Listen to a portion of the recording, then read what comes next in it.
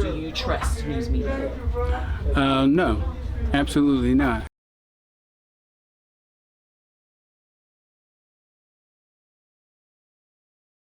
Usually social media. I would prefer to go on to different apps, mostly black apps for us.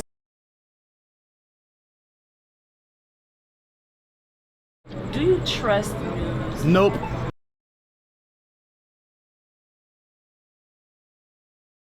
To me, it's all tabloid now at this point.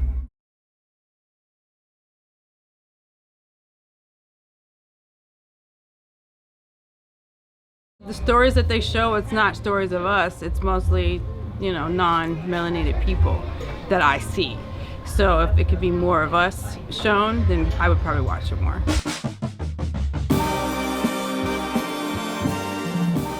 I'm Elizabeth Montgomery, and I'm a journalist. I define journalism as the community. It's a business, yes, it's part of corporations, but it's really the community.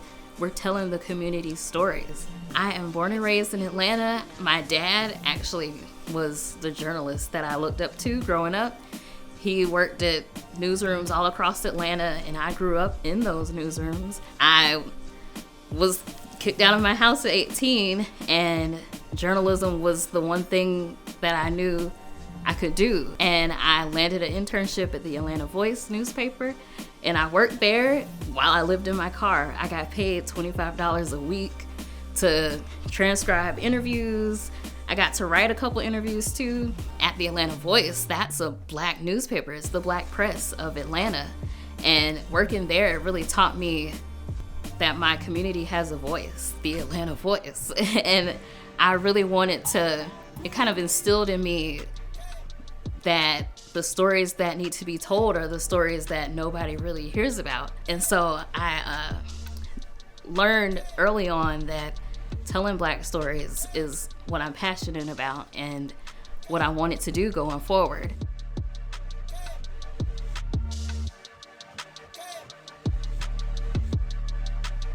I didn't go in wanting to be the person to highlight the black community or highlight communities that are underrepresented. I went in just wanting to get a job in journalism and just be an awesome journalist. But once I saw that this was an issue, I was like, somebody has to write these stories because I'm meeting people, I'm networking out there, and they're amazing people doing amazing things, but they're not in the media, in the news. They say they care about diversity and they want the newsroom to reflect the community, and so they do things so that the newsroom can reflect the community, but they don't put the same support behind that. It's kind of like, yeah, let's agree to this, but we're not gonna actually help this happen. We're gonna hire a bunch of people and not pay them as they should be getting paid. The Leavers survey, it was a survey of 101 respondents. The central hypothesis at the start of it was that journalists of color leave the industry at the mid-career point. So there's the narrative before this is that you just have to focus on training the journalists of color, and that's enough. They'll come in once they have access, that's sufficient. And what this survey shows is that that's actually not where the problem is. The problem actually may be the newsroom itself. When newsrooms are white dominated, and there's not the diversity that reflects the community or that reflects the demographics or the future of this country even, it means that stories aren't told truthfully. There was a position that was open and I went for it. I asked, hey, can I do this? I think I would be great as arts and culture reporter. This is what I'm passionate about. I love writing. We've seen in the past how my stories do, and it took a while, but eventually they moved me into that position. I couldn't pay my rent. I couldn't buy groceries at the same time. It was either rent or groceries. For that to be my life as a journalist who had been reporting for over a decade, who got into journalism in 2006, it was just mind-blowing to me that I don't even make enough to afford food at this point. Like, I'm not homeless, but I still can't eat. It opened my eyes a lot, because when that pay study came out and it showed that I make at least $25,000 less than a reporter who has less experience than me.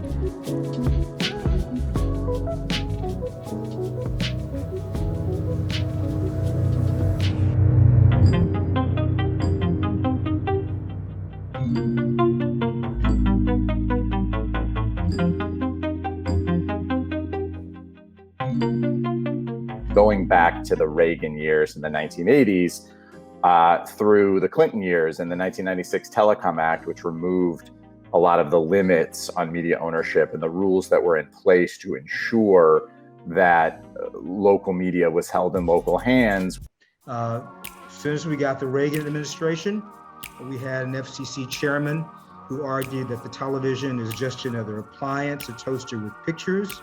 This led almost directly to media consolidation. We see in 1985, immediately after public interest regulations were rescinded, we had Cap Cities purchasing ABC, Murdoch purchases 20th Century Fox, heavy concentration of ownership in local television by a few large corporations eroded the quality of news that Americans received. This was predicted by Pew after extensive studies in 2003.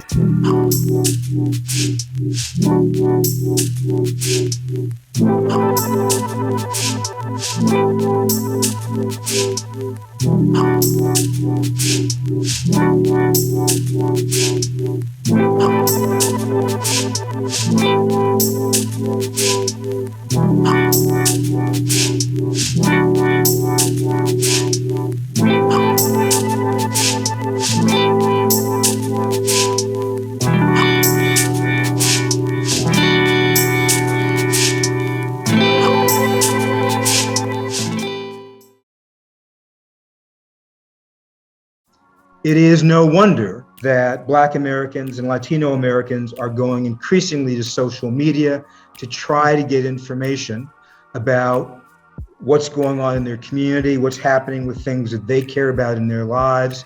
And you see that you have more and more people of color relying on social media.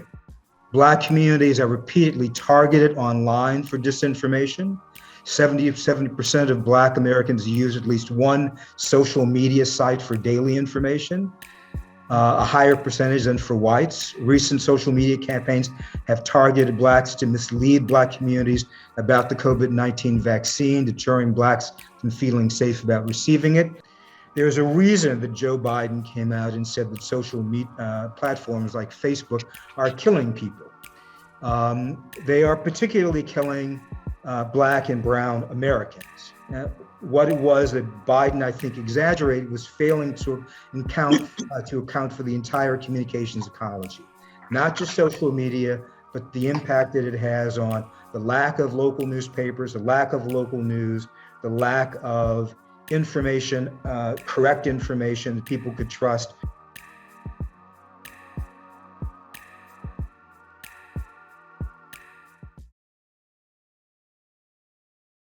Indiscernible means that you are not seen, and Black people in Arizona have never been seen as migrants or refugees. And so we don't get the same empathy, the same support, the same considerations as other migrants or refugees. And certainly Black people were recruited in the 1930s to come to Arizona and do migrant work. And so they were migrants in that sense, but they were also refugees in the sense that lynchings were prolific. And I wrote to PBS and I wrote to NPR about the lack of Black reporters, because essentially what the broader media has done is they send white reporters out to collect Black stories and filter them for white consumption. And that is something that very much needs to change. Wanda Tucker, I'll never forget that interview because I pulled over on the side of the road to cry because she went to Angola to basically retrace her ancestors' footsteps. They were some of the first slaves that were brought to America. And she lives in Phoenix. And USA Today was doing a big network-wide story about her. But her being in Phoenix, I was the one who was able to, talk to her and hear her story for a long time. What happened when she was in Angola and, what it's like being back in Phoenix. And I wrote about that conversation. That story ran on the front page of the Arizona Republic. I didn't feel valued at all. You're calling on me to write these stories. I'm writing a whole bunch of things that's not even part of my job. I'm making you look real good out here in the streets, but you don't value me enough to pay me what I deserve. You don't value me enough to pay me at least the same as someone with less experience than me. Why am I getting paid $25,000 less than someone who just got out of college? So we started in late 2019, but we were really small and just kind of figuring it out. And then COVID hit and we closed our doors and weren't really sure how we were going to survive, how we were going to make it. Liz wrote a story about us and about us being the only Black-owned bookstore in Arizona, which I don't even think we realized at the time. The boost that we needed that carried us from then, which was May of 2020, all the way until now. It was, sometimes hundreds of orders a day. But none of that would have been possible without, one, like I said, Black women, but definitely Liz being an integral part in that story. I got so much praise from the community, but my job was like, you're not a good writer. They put me on, almost wrote me up because they said I wasn't a good writer. In every meeting, it was gonna be a situation or where we talked about me in a negative way. It was just terrible. I don't even have the words still. And it was belittling, and it really turned me into a different person. It's like I've been through a lot in my life, but I've always wanted to live, and I've always wanted to, fulfill my purpose. But at that paper, it was just like, what is my purpose? They don't value me. They're underpaying me. I see it clear as day. Other people see it too. That entire 3 years that I spent was, personally, it was some of the worst experiences that I've had for my mental health and just self-esteem, really. It's very sad. Oh, it's very sad because this is what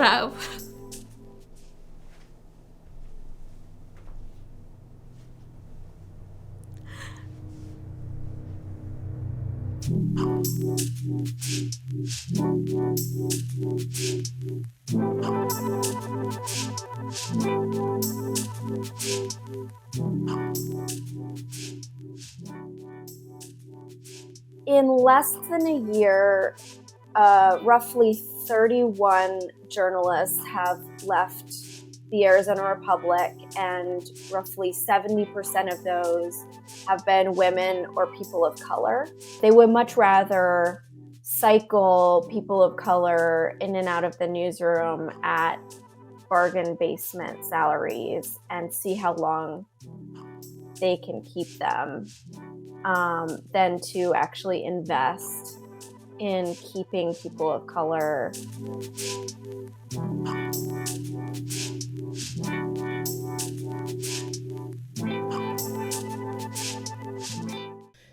Our information systems have facilitated, the emergence of maintenance of whiteness.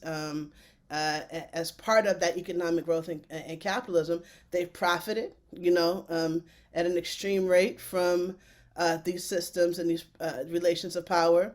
They play a functional role in the production and reproduction of capitalism. So these infrastructures are making bank. They getting rich.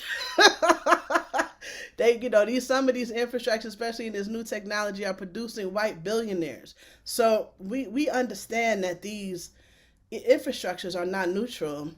We recognize that media reparation, they're not only about recouping for past injury, they're also about transforming the current relations of extractive and exploitative power relations, if that makes sense. And they require some specific corrective actions, not just to correct the past, but to prevent the continuation of these practices in the future. So now I moved on with a new job, and I'm excited, and I make double what I was making as a reporter. It's not in journalism right now, but it's what I need for my life to move forward. And I'm excited to move forward with that. And I hope to keep writing stories. As a writer, the recurring theme of my life is I'm gonna keep writing no matter what, and I'm gonna keep telling the stories of the community.